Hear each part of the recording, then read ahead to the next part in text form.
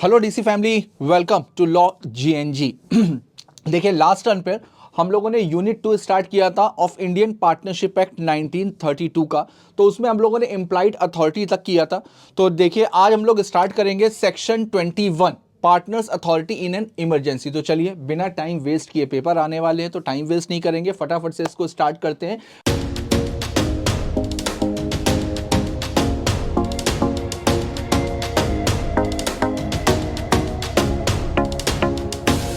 Partners authority in an emergency. अब देखिए, अगर मान लीजिए फर्म में कोई भी इमरजेंसी अराइज हुई, अगर फर्म में कोई भी इमरजेंसी अराइज हुई तो उस समय पार्टनर्स की अथॉरिटी क्या होनी चाहिए? लॉजिकल बात है कि भाई, अगर बिजनेस में कोई भी इमरजेंसी अराइज हुई है तो जो एक सही बिजनेसमैन होगा वो क्या काम करेगा? भाई, फर्म को बचाने के लिए, फर्म को लॉस से बचाने के लिए जो ऑर्डिनरी पर्सन ऑर्डिनरी सर्कमस्टेंसेज में जो समझदारी वाले काम करता है वही तो करेगा। तो यहां पर पार्टनर्स की अथॉरिटी बिल्कुल होती है कि अगर फर्म में कोई भी इमरजेंसी आई है तो वो फर्म को लॉस से बचाने के लिए कुछ भी समझदारी वाले काम करेगा। तो देखिए, a partner has authority to do all such acts for the purpose of protecting the firm from loss. तो फर्म को लॉस से बचाने के लिए वो कुछ भी काम करेगा, as would be done by a person of ordinary prudence. Ordinary prudence का मतलब बेटा क्या होता है? ये वर्ड कई बार आया, इंडियन कॉन्ट्रैक्ट एक्ट में भी आया, सेल ऑफ गुड्स एक्ट में भी आया, इसमें भी आया। ऑर्डिनरी प्रूडेंस का मतलब होता है एक नॉर्मल सर्कमस्टेंसेस में एक ऑर्डिनरी पर्सन जो समझदारी वाले काम करता है तो हर पर्सन को वो समझदारी वाले काम करने चाहिए, और अगर नहीं किया है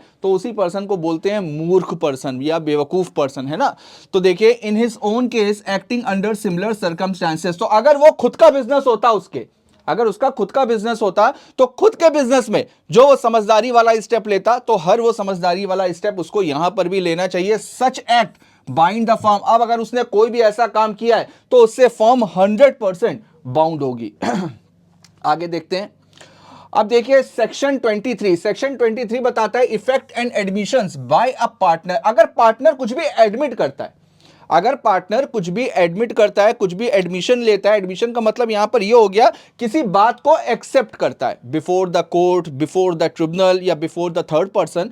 तो वहां पर अगर किसी भी बात को वो एडमिट करता है on the behalf of all partners, तो वहां पर उसके एडमिशन की, उसने जो बात को एडमिट किया है उस एडमिशन की वैल्यू क्या होगी वो देखते हैं एक बार। तो अगर बेटा पार्टनर की जो अथॉरिटी थी, अगर पार्टनर की जो अथॉरिटी थी उस अथॉरिटी के अंदर रह करके अगर वो कोई भी एडमिशन कर रहा है, जैसे फॉर एग्जांपल पार्टनर का काम था सेल करना, तो अब अगर सेल को लेकर के वो कुछ भी एडमिशन कर रहा है तो उस एडमिशन से 100% बाकी के सारे पार्टनर्स भी बाउंड होंगे। लेकिन अब जो काम उसकी अथॉरिटी के बाहर था, जैसे परचेज का काम हो गया, मार्केटिंग का काम हो गया, ये काम उसके अथॉरिटी के बाहर का था, तो उसमें वो कैसे एडमिट कर सकता है? उसमें अगर वो एडमिशन करता है तो उसके लिए फर्म बाउंड नहीं होगी। देखिए एक बार, can make binding admission but only in relation to partnership transaction and in the ordinary course of business। तो जो फर्म का ordinary course of business है और जितना काम उसकी अथॉरिटी के अंदर रह करके आता है तो उतने में अगर वो कोई भी एडमिशन करता है तो वो एडमिशन वैलिड होगा। रिस्ट्रिक्शन देखते हैं क्या है। An admission representation bye a partner will not bind the firm if his authority on the point is limited. अगर किसी पर्टिकुलर चीज में उसकी अथॉरिटी लिमिटेड थी, यानी उसको खुद भी नहीं पता था या उसको उसके बारे में पूरी नॉलेज नहीं है, तो उस चीज को लेकर के वो कहां एडमिशन ले सकता है? तो उस चीज को लेकर के अगर एडमिट करता है तो फिर वहां पर उसकी लायबिलिटी अराइज नहीं होगी। और सामने वाली पार्टी को पता भी है उसकी रिस्ट्रिक्शन के बारे में, ठीक है। तो अब देखिए कंसिक्वेंसेस क्या होंगे। कंसिक्वेंसेस बेटा, थर्ड पर्सन के लिए तो अगर उसने कुछ भी एडमिशन किया है तो थर्ड पर्सन के लिए तो लायबिलिटी अराइज हो सकती है, लेकिन अगर पार्टनर्स का आपस में कोई भी डिस्प्यूट चल रहा हो, अगर पार्टनर्स का आपस में कुछ भी डिस्प्यूट चल रहा हो तो उस पर सेम इफेक्ट नहीं होगा। नहीं, थर्ड पर्सन के लिए तो एक बार एडमिशन को लायबल माना जा सकता है, लेकिन अगर आपस में पार्टनर्स के बीच में कोई भी डिस्प्यूट चल रहा है तो फिर वहां पर उसके एडमिशन का मतलब नहीं बनता। आगे देखते हैं। अब देखिए इफेक्ट ऑफ नोटिस। अब अगर मान लीजिए कि कुछ इंपॉर्टेंट नोटिस है, ठीक है, वो अगर एक्टिव पार्टनर को दिया गया, स्लीपिंग पार्टनर को नहीं, एक्टिव पार्टनर को दिया गया, तो वहां पर ये मान करके चला जाएगा कि वो नोटिस पूरी की पूरी फर्म को मिल चुका है, यानी कि सारे के सारे पार्टनर्स को मिल चुका है। अगर किसी एक्टिव पार्टनर को हमने कोई भी नोटिस दिया है तो हम ये मान करके चलेंगे कि भाई फर्म में बाकी के जितने भी पार्टनर्स हैं उनको भी उस नोटिस की नॉलेज हो चुकी होगी। देखिए The notice to a partner on matters relating to affairs of the firm operate as a notice to the firm. तो अगर किसी भी एक्टिव पार्टनर को नोटिस दिया है तो ये मान करके चला जाएगा कि वो नोटिस फर्म को सर्व हो गया, accept in case of fraud on the firm. अब अगर मान लीजिए किसी भी पार्टनर ने कोई भी फ्रॉड किया है, ठीक है, तो उस फ्रॉड के बारे में, अब जो फ्रॉड कर रहा है उसको तो पता ही है, तो यहां पर फ्रॉड को एक्सेप्शन में रखा गया है कि भाई फ्रॉड के केस में पूरी की पूरी फर्म को नोटिस नहीं माना जाएगा. अब अगर मान लीजिए कि वो किसी दूसरे पार्टनर की कंसेंट लेकर के भी फ्रॉड कर रहा है तो वहां पर भी उसको नोटिस नहीं माना जाएगा. तो सबसे पहले देखिए, नोटिस एक्चुअल होना चाहिए, कंस्ट्रक्टिव नहीं होना चाहिए, वाकई में डिलीवरी होनी चाहिए, और received by a working partner. मैंने बताया ना, एक्टिव पार्टनर को अगर दिया गया है तभी उसको माना जाएगा, not sleeping partner, and must relate to firms business, और वो नोटिस फर्म के बिजनेस से रिलेट होना चाहिए. Liability to third parties. अब अगर, ये तो मैंने आपको कई बार बताया है कि अगर पार्टनर ने अपनी अथॉरिटी के अंदर रह करके काम किया है तो थर्ड पर्सन के लिए पूरी की पूरी फर्म लाइबल होगी. देखिए, liability of a partner for acts of the firm, section 25. The partners are jointly and severally responsible to the third party. तो अगर किसी भी पार्टनर ने अपनी अथॉरिटी के अंदर रह करके काम किया है तो उसके किए गए काम के लिए बाकी के जितने भी पार्टनर्स होंगे वो लायबल होंगे. For all acts which come under the scope of their express और इंप्लाइड अथॉरिटी. बस उसकी अथॉरिटी के अंदर वो काम आना चाहिए. Liability of the firm for wrongful act of the partner. अब देखो, बिल्कुल यहां पर प्रिंसिपल और एजेंट वाला फंडा अप्लाई होगा. कैसे?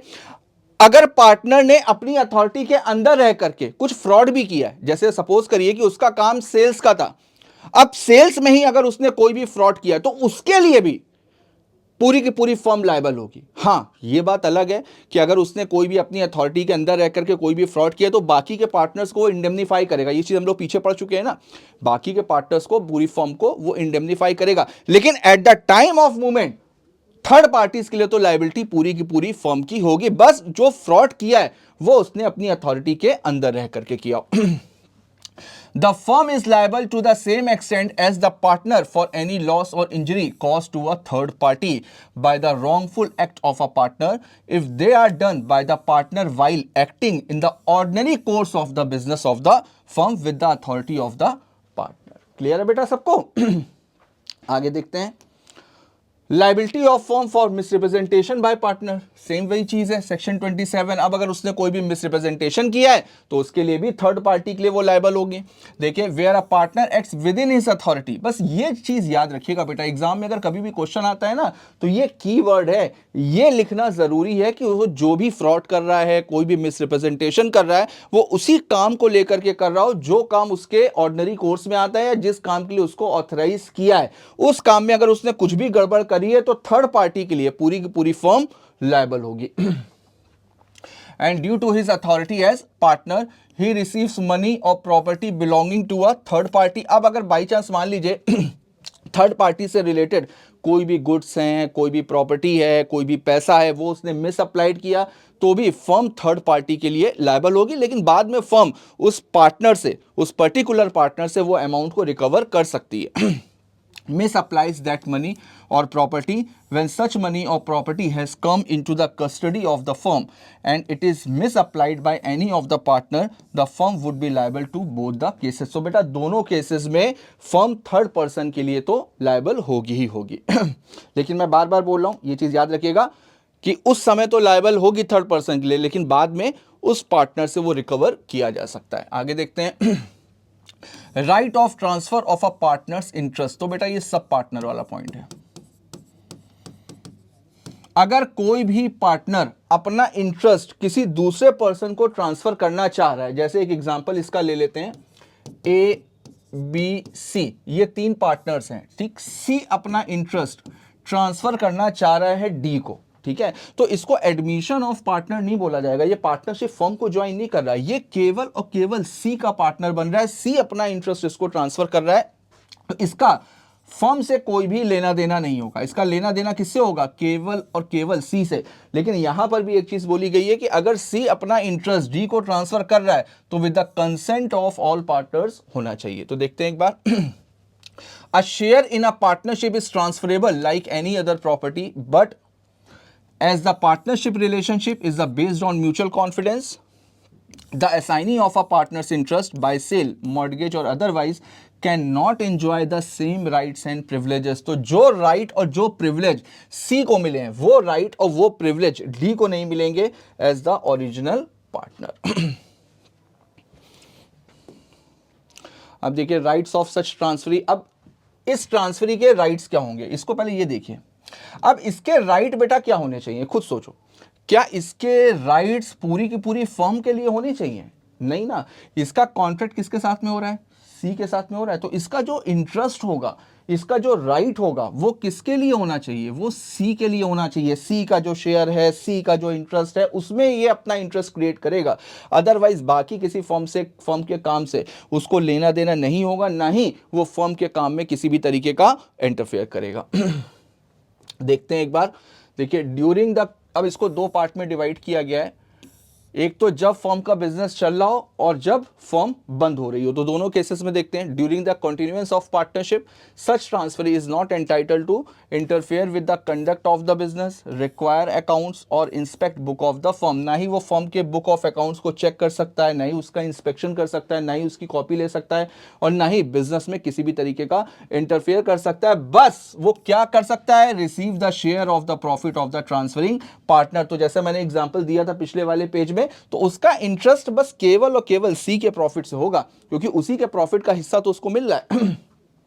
अब देखिए on the dissolution of the firm और on the retirement of the transferring partner, यानी कि पिछले वाले एग्जांपल के अकॉर्डिंग अगर देखा जाए तो सी रिटायर हो रहा है या फर्म डिसॉल्व हो रही है, the transferee will be entitle. अब यहां पर ट्रांसफरी के पास में कुछ राइट्स आते हैं अगेंस्ट द रिमेनिंग पार्टनर। तो बेटा डिसोल्यूशन के केस में उसके पास में राइट्स आएंगे बाकी के पार्टनर्स के अगेंस्ट में। अब देखिए कौन कौन से आएंगे।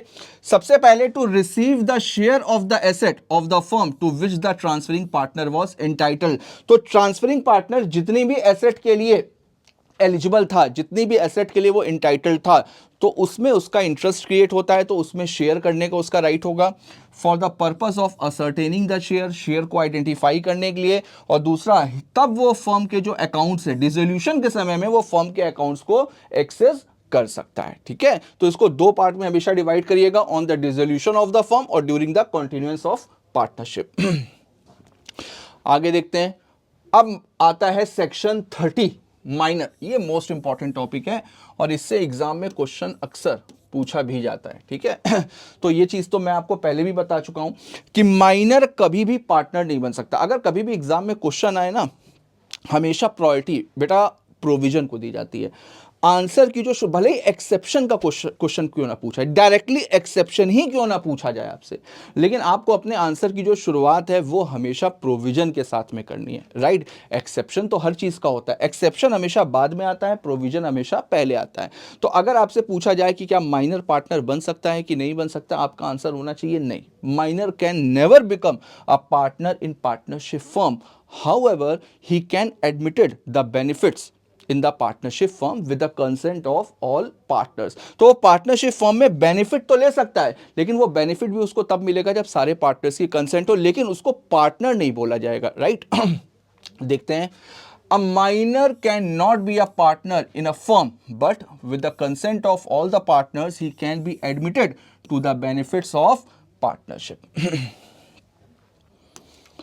अब देखते हैं, अगर माइनर बेनिफिशियरी है, ठीक है, उसको बेनिफिशियरी बोला जाएगा। अगर माइनर बेनिफिशियरी है तो उसके पास में क्या क्या राइट्स होते हैं, देखो।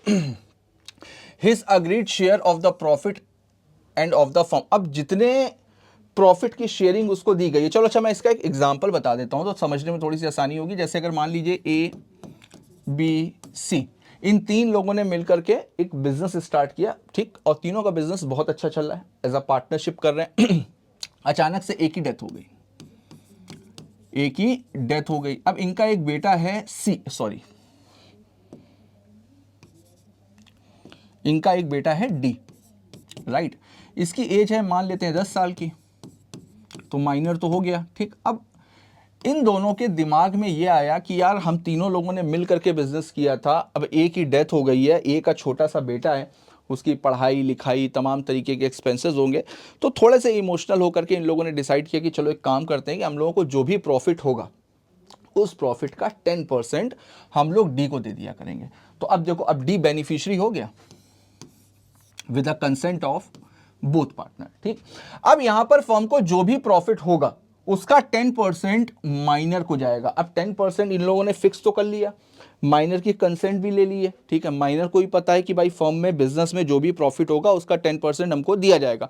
तो यहां पर बेटा माइनर अगर बेनिफिशियरी भी बन रहा है तो यहां पर उसके पास में कुछ राइट्स 100% होंगे। तो उन्हीं राइट्स की यहां पर बात करी जा रही है कि सबसे पहले his agreed share of the profit and of the firm can have access to inspect and copy of account. अब इन लोगों ने तो मिलकर के डिसाइड कर लिया कि भाई 10% ऑफ प्रॉफिट देंगे। अब पता नहीं कि अब प्रॉफिट का 10% है ना, अगर 10,000 का प्रॉफिट हुआ तो 1,000, 1,00,000 का प्रॉफिट हुआ तो 10,000, 1,00,00,000 का प्रॉफिट हुआ तो 10,00,000। तो जैसे जैसे प्रॉफिट बढ़ता जाएगा वैसे वैसे इसकी शेयरिंग भी बढ़ती जाएगी। तो अब भाई ये तो माइनर देखेगा ना कि वाकई में फर्म को कितना प्रॉफिट हो रहा है, वाकई में बिजनेस में कितना प्रॉफिट हो रहा है, क्योंकि उसका तो एक सर्टेन शेयर है। तो यहां पर माइनर के पास में ये राइट होता है कि वो फर्म की बुक्स को एक्सेस भी कर सकता है, उसकी कॉपी भी ले सकता है, उसका इंस्पेक्शन भी कर सकता है। इवन अगर एक बार आपने डिसाइड कर लिया कि भाई माइनर को हम लोग बेनिफिशियरी बना रहे हैं तो फिर माइनर को आपको हिस्सा देना पड़ेगा। और अब अगर आपका मूड चेंज हुआ, अब आपने अगर किसी भी मंथ में माइनर को बेनिफिट नहीं दिया तो वहां पर माइनर के पास में राइट है कि can sue the partners for account और for payment of his share. अब जब वो मेजर हो जाएगा तब क्या करेगा, तब बेटा उसके पास में 6 महीने का टाइम रहता है, 6 मंथ्स का टाइम रहता है कि 6 महीने में वो ये डिसाइड करेगा कि उसको फर्म में कंटिन्यू करना है या फर्म में कंटिन्यू नहीं करना है। अब अगर वो इलेक्ट करता है कि वो पार्टनर बनेगा तो फिर उस सिचुएशन में then he is entitled to the share to which he was entitled as a minor. तो उसको उतना पोर्शन, अगर आपस में सब लोगों ने डिसाइड करके इसको एक्स्ट्रा बढ़ा दिया है तब तो कोई दिक्कत नहीं है, लेकिन अगर साइलेंट है, अगर कुछ भी नया डिसाइड नहीं हुआ है तो कम से कम उसको इतना तो मिलेगा ही मिलेगा जितना उसको बेनिफिट के तौर पे मिल रहा था अगर वो पार्टनर बनना इलेक्ट करता है तो। अब अगर पार्टनर बनना इलेक्ट नहीं करता है तो फिर उसको बेटा कोई भी शेयर नहीं मिलेगा फर्म में।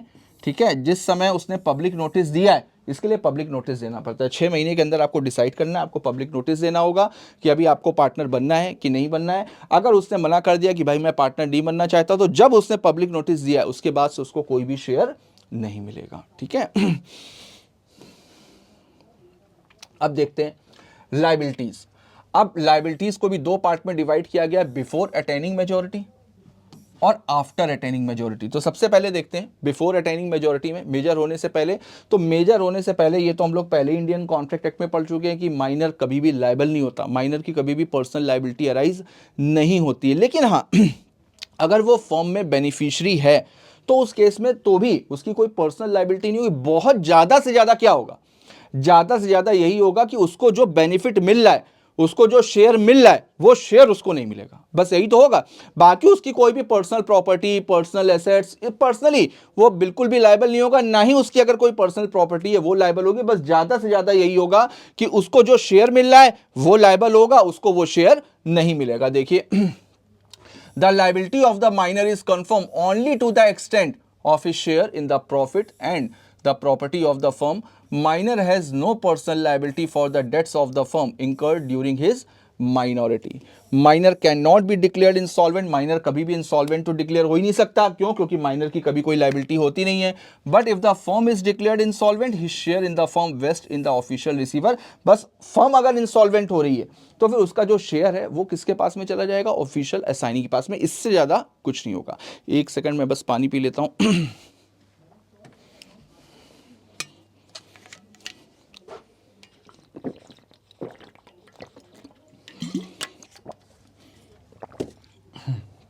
हाँ आगे आफ्टर अटेनिंग मेजॉरिटी देखते हैं।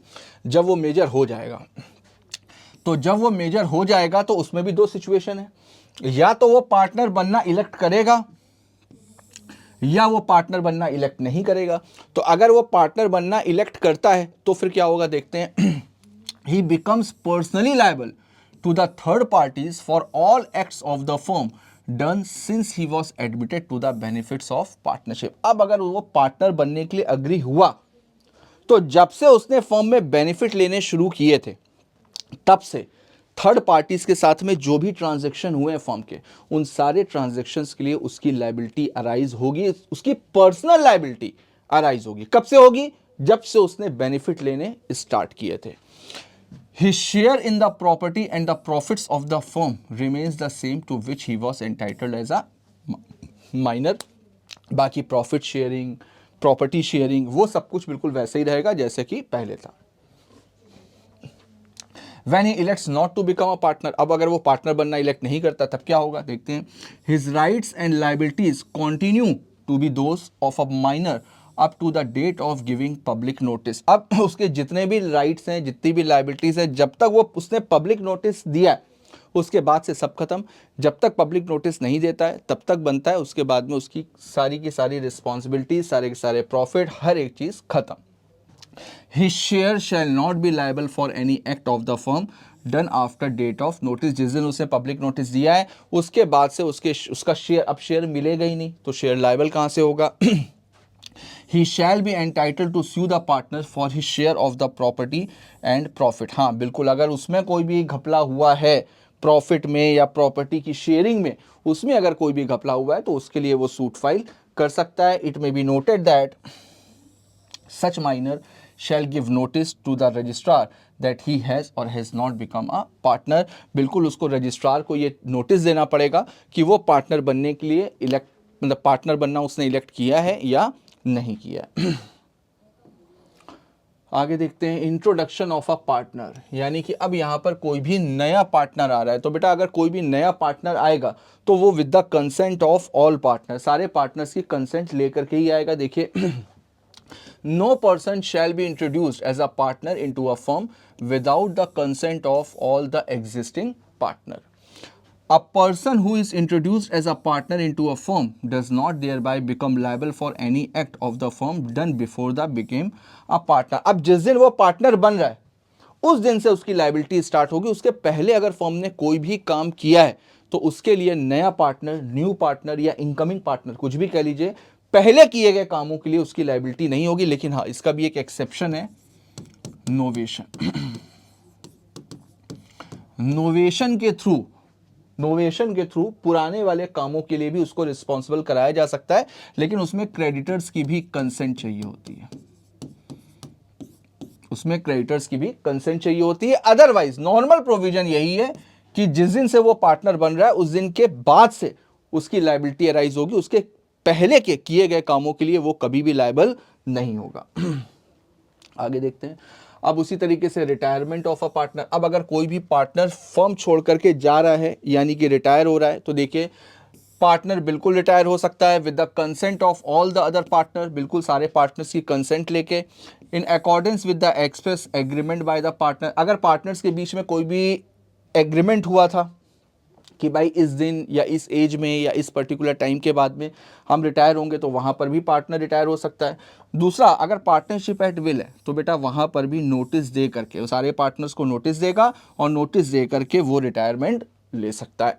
अब अगर वो रिटायर हो रहा है तो थर्ड पार्टीज के लिए, तो बेटा रिटायर हो रहा है, उसने पब्लिक नोटिस दिया होगा, तो पब्लिक नोटिस के बाद के जितने भी फर्म ने काम किए हैं उसके लिए उसकी लायबिलिटी अराइज नहीं होगी। लेकिन हाँ, जब तक वो फर्म में पार्टनर था उस दौरान किए गए कामों के लिए उसकी लायबिलिटी बनी रहेगी। और acts of the firm after his retirement until public notice of his retirement has been given. तो बेटा जब तक पब्लिक नोटिस नहीं देता है तब तक उसकी लायबिलिटी हमेशा बनी रहेगी, चाहे वो दे और चाहे वो कोई दूसरा पार्टनर दे। पब्लिक नोटिस देना जरूरी होता है ना। पब्लिक को कैसे पता चलेगा? पब्लिक नोटिस का मतलब क्या है?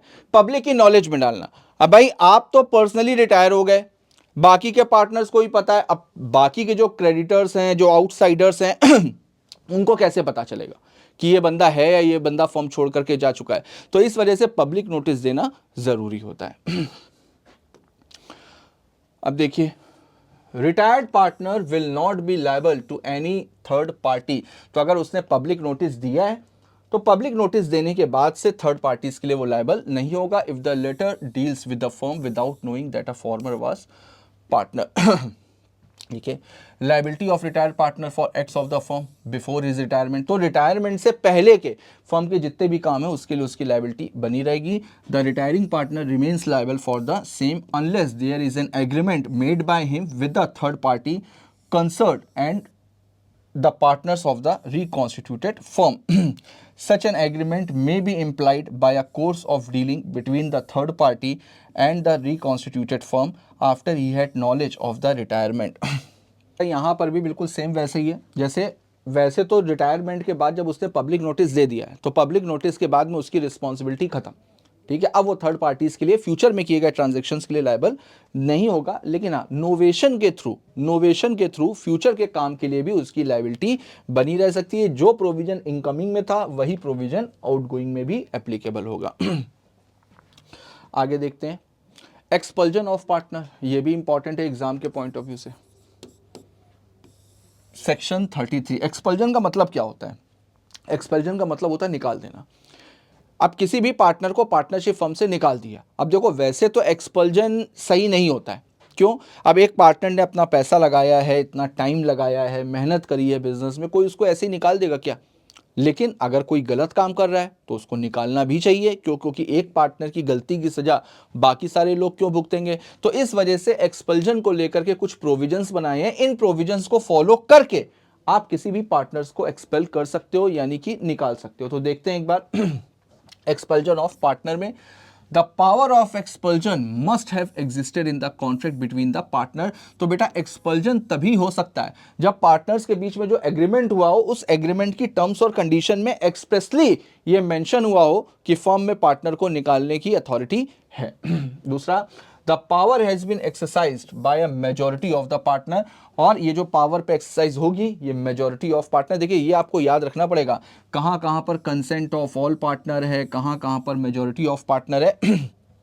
और दूसरा, अगर किसी भी पार्टनर को निकाला गया हो तो बेटा गुड फेथ में निकाला गया हो, ठीक है। If all these conditions are not present the expulsion is not deemed to be bona fide interest of the business of the firm. तो ये कंडीशन बेटा पूरी होनी चाहिए, ठीक है। अगर ये कंडीशन पूरी होंगी तभी एक्सपल्जन वैलिड माना जाएगा, अदरवाइज एक्सपल्जन वॉइड होगा।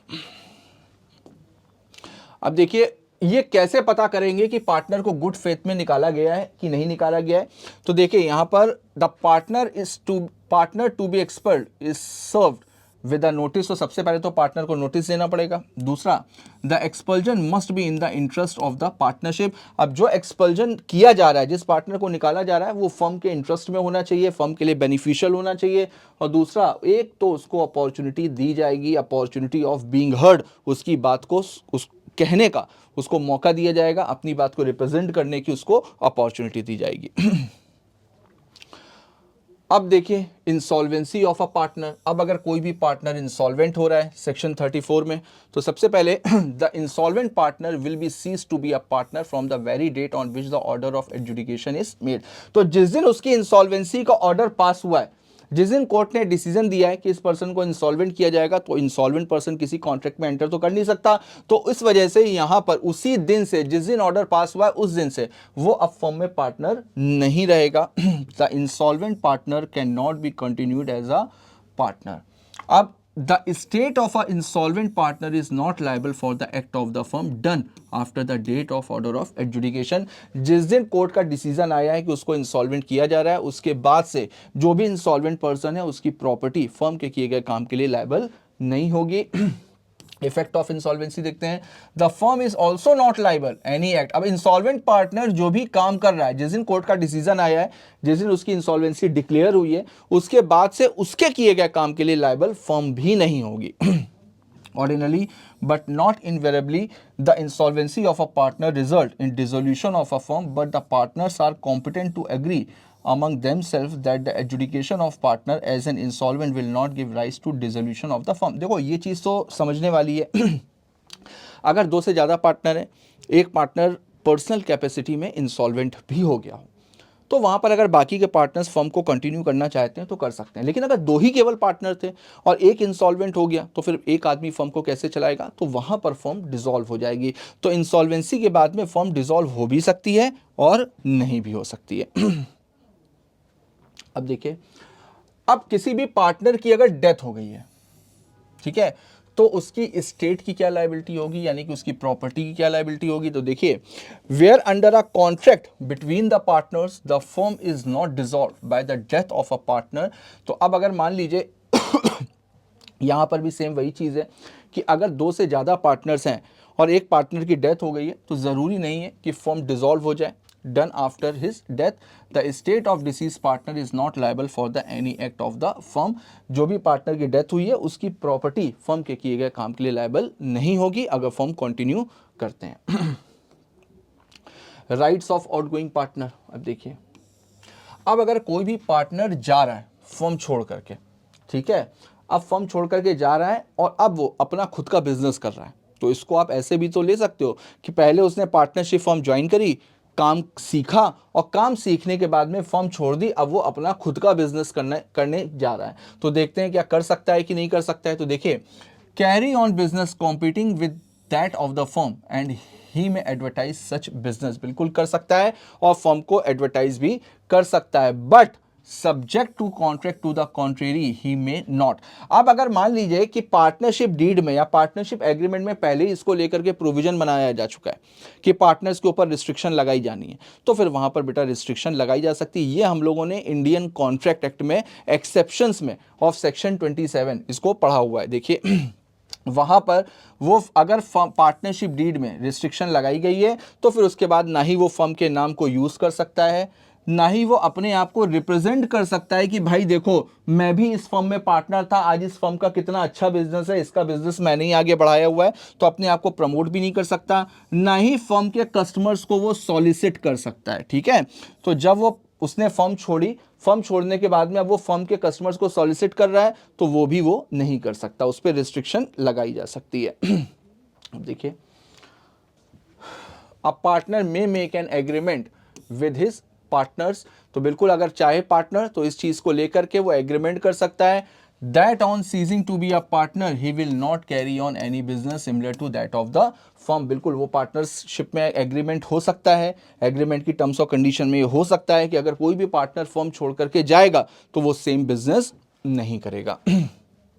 बस जो रिस्ट्रिक्शंस हैं बेटा वो रीजनेबल होनी चाहिए, ठीक है, और अगर ऐसा एग्रीमेंट हुआ है तो पूरी तरीके से वैलिड होगा। Section 27 of Indian contract act में हम लोग ने पढ़ा है, बस वहां पर दो चीजें होनी चाहिए, टाइम लिमिट और लोकल लिमिट, ये स्पेसिफाइड होना चाहिए। जियोग्राफिकल लिमिट स्पेसिफाइड होनी चाहिए, टाइम लिमिट स्पेसिफाइड होनी चाहिए। तो अगर ये दोनों कंडीशन पूरी हो रही हैं तो फिर वो एग्रीमेंट पूरी तरीके से वैलिड माना जाएगा। ठीक है, तो बेटा यहां तक आपकी यूनिट 2 थी, तो यूनिट 2 भी हम लोगों ने कंप्लीट करी। अब यूनिट 3 बची हुई है, यूनिट 3 छोटी सी है, डिसोल्यूशन ऑफ फर्म, उसको भी हम लोग कंप्लीट करेंगे नेक्स्ट टाइम पे, वो एक ही क्लास में कंप्लीट हो जाएगी। फिर उसके बाद में हम लोग कंपनी लॉ पे आएंगे। तो मुझे पूरी उम्मीद है कि आप लोगों ने जीएनजी से ये 3 important act, Indian contract act, SOGA और पार्टनरशिप, इन तीनों का अच्छे से रिवीजन कर लिया होगा।